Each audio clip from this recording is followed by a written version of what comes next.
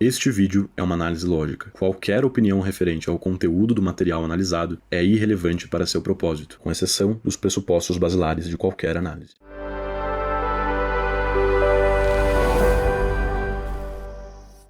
Perguntou, tem como comprovar a eficácia da psicanálise de forma científica? A gente precisa primeiro, antes de responder essa pergunta... Essa pergunta já assume, de certa forma, que a psicanálise não é científica, né? Definir o que ela está chamando de eficácia e o que ela está chamando de científica. Essa pergunta tem determinados pressupostos aí. Ela tá pressupondo que existe a psicanálise de um lado e existe a ciência do outro. É o que se chama em lógica de pergunta capciosa, né? Você faz uma pergunta que carrega os pressupostos opostos aos pressupostos do seu oponente. Então, eu tenho a psicanálise, que supostamente não seria científica, e eu tenho os métodos científicos de comprovação. E aí, o que ela está perguntando é que se eu poderia comprovar isso que ela está chamando de eficácia de um ponto de vista científico que supostamente seria totalmente alheio à psicanálise. Então, para responder a pergunta, eu precisaria primeiro saber o que ela está chamando de eficácia e o que ela está chamando de científico. Fazendo uma suposição aqui do que ela está chamando de eficácia e do que ela está chamando de científico, sim. A própria experiência clínica de milhões, talvez, de psicanalistas serve como a comprovação científica da eficácia desse método. Então, acho que, segundo o método experimental, ele está dizendo que... não um método experimental, mas talvez um método indutivo, geral, você consegue observar que, na maioria dos casos, a psicanálise funciona. Acho que é isso que ele está sugerindo aqui. Agora, essa questão, né, do conceito de ciência. Eu tenho um outro vídeo aqui, um outro corte, que o título dele é que o psicanalista se ofende com o termo pseudociência, uma coisa assim. E tem uma coisa aqui que eu acho interessante nessa discussão, né? Porque, como eu disse, a concepção de ciência contemporânea é uma concepção muito específica. Você tem lá na Stanford Encyclopedia of Philosophy, né? Uma coisa assim, um artigo muito bom sobre método científico e sobre ciência chama-se Ciência e Pseudociência, né? Em que ele explica a distinção entre essas duas coisas, e também tem um outro chamado método científico que explica justamente no que consiste a ciência na visão moderna. E lá você vê que existe uma visão contemporânea predominante da ciência justamente como esse conjunto de disciplinas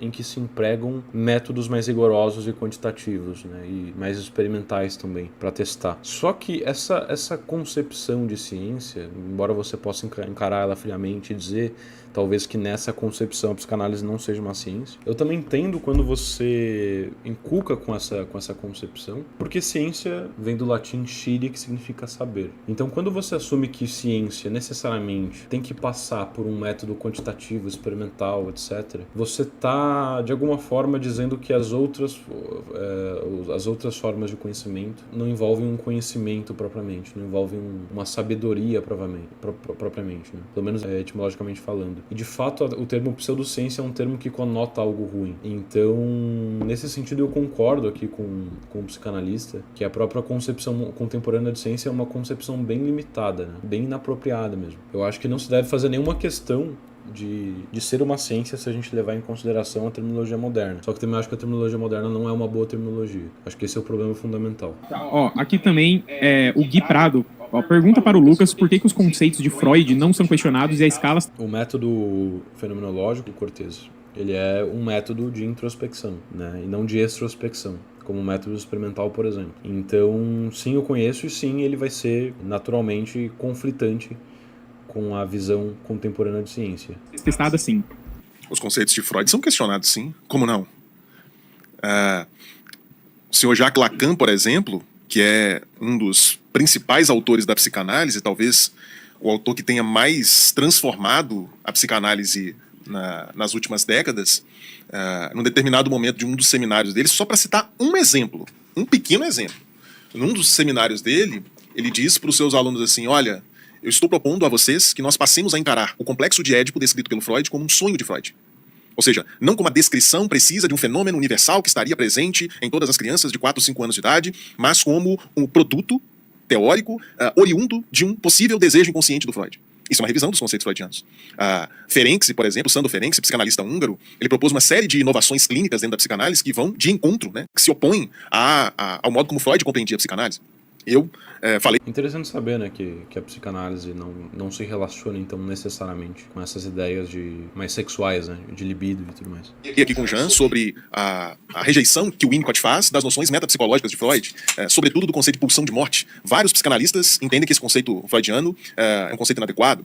Ronald Fairbairn, psicanalista escocês, se não me engano, a nacionalidade dele, o Fairbairn vai dizer que o Freud estava errado na sua descrição da pulsão. Ele vai dizer que a pulsão sexual não visa prioritariamente a obtenção de prazer, a obtenção de descarga, mas a obtenção de vínculo. Então, os conceitos freudianos, se tem uma coisa que acontece na psicanálise, é o questionamento de conceitos freudianos.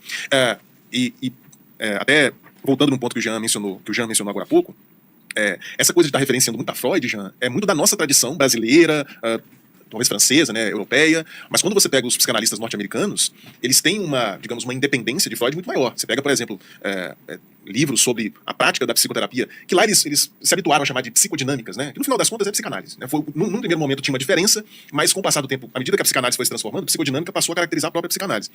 E aí, você tem livros em que os autores não citam Freud. Não citam nem grandes autores, Melanie Klein, citam só autores contemporâneos. Tá. Esse aqui, nesse corte eles vão falar sobre o Navalha de Ockham, então eu achei interessante, selecionei aí pra gente assistir. Chegar a ela. Então, por exemplo, um sonho como esse, né, pegando esse exemplo bem simples. O paciente sonha com cana e isso está relacionado ao desejo dele pela Ana. Quem vai contar essa história é o paciente, não é o psicanalista, não. Então, assim, de repente, esse paciente, no fim de uma sessão, ele tá lá falando do sonho dele. Não sei porque eu sonhei com essa cana, aí o psicanalista vai falar, então, fala aí o que vem à sua cabeça a partir da cana. O que você pensa a partir disso? Eu penso em tal coisa, papapá, e ele vai falando. Né? Daqui a pouco ele tá falando de coisa que aconteceu no dia dele, ele já até saiu do sonho. Né? Aí, de repente, no fim da sessão, né, ele comete um ato falho, ele... Quer explicar o que é um ato falho, pra quem não sabe? Sim, um ato falho é qualquer tipo de errinho que a gente comete e que a psicanálise demonstrou, descobriu, evidenciou, que não são aleatórios. Então, quer dizer, quando você trocou o nome da moça lá por Bianca, né? O equívoco pode ter sido provocado, sei lá, porque você estava desatento, porque você estava cansado, porque você estava pensando em outra coisa, mas o conteúdo, quer dizer, você trocou o nome dela por Bianca. Essa troca, a escolha do nome Bianca tem um significado. Só que, Sempre. Sempre. E esse significado não necessariamente é sexual. Não necessariamente sexual. Essa ideia de que tudo é sexual também É uma espantalho, né? um espantalho. Agora, por exemplo, só pra eu entender uma coisa aqui, Lucas, assim, ó. Vamos imaginar que, não é o caso, tô inventando um exemplo. Vamos imaginar que antes da gente sentar aqui e começar o programa, eu tava conversando no WhatsApp com uma pessoa chamada Bianca, que é minha paciente, que tá num estado muito grave, eu tô muito preocupado com ela. Uhum. Ou seja, né, até do ponto de vista de memória, era um nome que tava muito recente no meu pensamento aqui. Eu precisaria supor alguma coisa inconsciente? Eu não poderia pular essa instância pra explicar o que eu falei com a Bianca, porque eu tenho uma paciente chamada Bianca, que tá muito grave. Aí, tá vendo? Por que eu acho que a psicanálise é mais científica? Porque o que você tá dizendo é assim, vamos simplificar as coisas. Pra Mas a explicar... Navalha de Ockham, né? O que é isso? A Navalha de Ockham é de um filósofo. Então, o psicanalista, então, ele diz que a psicanálise, ela não busca simplificar a explicação, enquanto que a psicologia, defendida aqui pelo Dr. Napoli, não psicanalista, ela buscaria simplificar, ela buscaria uma explicação mais fácil para as coisas. Né? Então, para o Jean Leonardi, o psicanalista, isso seria uma evidência de que a psicanálise ela é superior e mais científica. Agora, para o Dr. Lucas Napoli, ele cita aqui a Navalha de Ockham, isso é justamente o oposto, uma evidência de que ela é menos científica. Agora a gente vai entender o porquê, ele vai explicar aí a Navalha de Ockham. Muito tempo atrás que diz assim, quando você tem duas explicações para o mesmo fenômeno, você deveria sempre escolher a mais simples, porque isso te torna mais operacional sobre o mundo. Esse negócio... Sobre a Navalha de Ockham, né? Então a ideia realmente é essa, né? De que entre duas explicações para o mesmo fenômeno, que são de início igualmente plausíveis, igualmente prováveis, igualmente boas, você deve optar pela mais simples. Né? Eu não sei, eu não estudei muito a fundo essa questão da Navalha de Ockham, mas ela me parece, a princípio, muito mais um critério de ordem prática do que de ordem epistemológica, e até do que de ordem lógica, por exemplo. Ou seja, o fato de uma explicação ser mais simples não garante que ela é mais científica, não garante que ela é melhor, não garante que ela é epistemologicamente mais segura, não garante que ela é logicamente mais rigorosa, ou seja, não garante nada. Só que por uma questão prática, uma explicação mais simples ela pode ser melhor. Ela é mais concisa, é mais fácil de lidar com ela e pronto, você opta pela explicação mais simples. Tá? Como eu disse, eu realmente não sou um especialista na Navalha de Ockham, mas pelo menos uma análise mais superficial, eu tenho a impressão de que é realmente um critério de ordem prática acima de tudo. Gosta perigosíssimo. Sabe por quê? Qual que é a explicação mais fácil? Não, é mais fácil. Não, a mais simples. A mais dentro simples. da Qual que é a mais possibilidade. simples de explicar? É a explicação da Terra plana ou a explicação da Terra redonda? Qual que é a mais simples? É a Terra plana. Porque se eu olho, né, no horizonte, eu não vejo uma Terra Então, redonda. mas aí, peraí, calma aí. Para explicar a Terra redonda, Então, mas eu preciso recorrer a uma... Aqui, essa objeção do psicanalista, eu já não sei se procede. Claro, o que é simples, o que é complexo, precisa ficar bem definido para a gente ter um critério seguro de discernimento. E o que significa simples e complexo, de forma geral, tá? Principalmente quando se trata de uma explicação. Simples é o que você precisa trazer menos elementos para explicar. Você precisa introduzir menos conceitos novos, menos noções, precisa ter menos pressupostos, esse tipo de coisa. Simplicidade, quando a gente fala, por exemplo, em metafísica e ontologia, simples é aquele corpo, aquele ente que tem menos partes, ou então que não tem partes. E complexo é aquilo que tem partes. Em relação à explicação, é a coisa que é mais enxuta, mais concisa, envolve menos partes, menos segmentações e assim por diante. E de fato isso não pode ser confundido com aquilo que é mais fácil, necessariamente. Além disso, tem um fator adicional, que é o que eu disse, que a navalha de Ockham, ela serve diante de duas explicações que são igualmente relevantes, igualmente boas, igualmente prováveis num primeiro ponto de vista. Não serve para duas explicações em geral, certo? Por exemplo, uma explicação que tem premissas falsas, que parte de dados falsos. Para isso não serve a navalha de Ockham. Naturalmente, se você tem uma explicação que é mais complexa, mas parte de dados verdadeiros, e uma mais simples que parte de dados falsos, é óbvio que a navalha de Ockham não vai dizer que a gente deve preferir a explicação mais simples nesse caso. Ela está comparando apenas explicações que partem de uma mesma segurança epistêmica. Série de Não, então, mas elementos. aí é a diferença entre a explicação fácil e a explicação simples. A explicação fácil é tipo, por que O céu azul. o céu azul? Porque Deus é homem. Entendeu? Aí isso é uma explicação fácil, né? Agora, a explicação simples é aquela que é coerente, plausível, lógica, empírica e que requer o menor uso de ferramentas.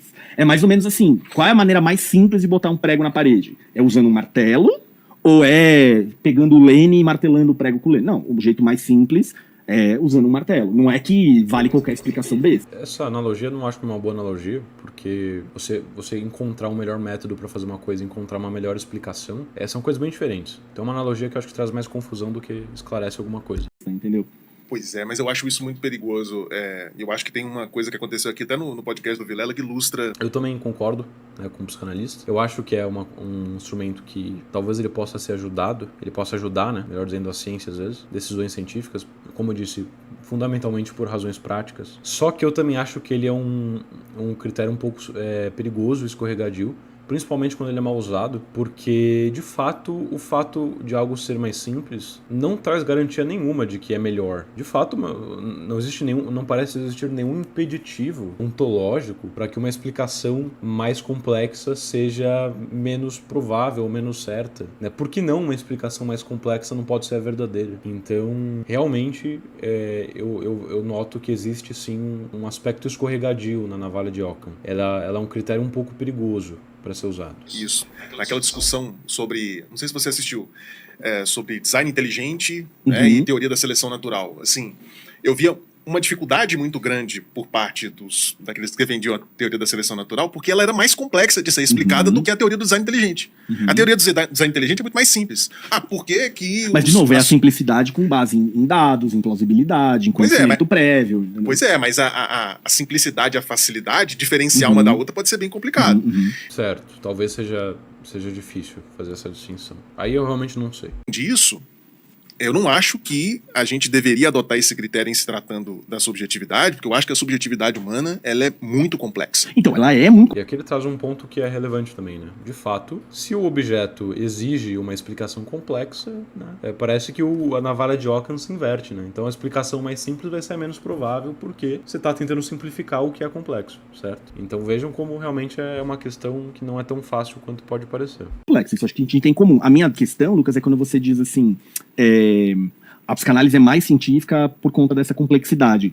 A gente sabe que a subjetividade é altamente complexa, acho que não vai ter nenhum psicólogo de nenhuma abordagem que vai discordar disso. O que eu acho que vai haver a discordância é o quanto dessa complexidade não é uma criação, não é uma invenção. Perfeito, né? Então uma base epistêmica da navalha de Ockham seria justamente Esse é o fundamento, né? Ou seja, a ideia de que a explicação ela não pode complexificar mais o próprio fenômeno, né? O próprio fato. Então, por vezes as explicações são complexas não pela complexidade do objeto, mas pela complexificação da própria explicação. E, portanto, você tem uma criação ali humana, onde não há essa correspondência com o objeto. Por isso que eu acho muito mais fácil você usar critérios objetivos, né? De observação mesmo do que serve para explicar melhor, que é você ficar usando esses critérios extrínsecos do tipo, essa explicação é mais simples do que outra. Eu acho que em poucos casos a navalha de Ockham vai ser um instrumento realmente útil para você decidir uma questão. Na maioria das vezes, provavelmente você observar o que explica melhor a coisa vai ser mais útil do que a navalha de Ockham. Sim. Do Freud, entendeu? Não é sei lá, uma coisa que fazia sentido pra ele escreveu, muitas pessoas compraram, tipo, se ele não complicou demais, o que não precisava ser complicado.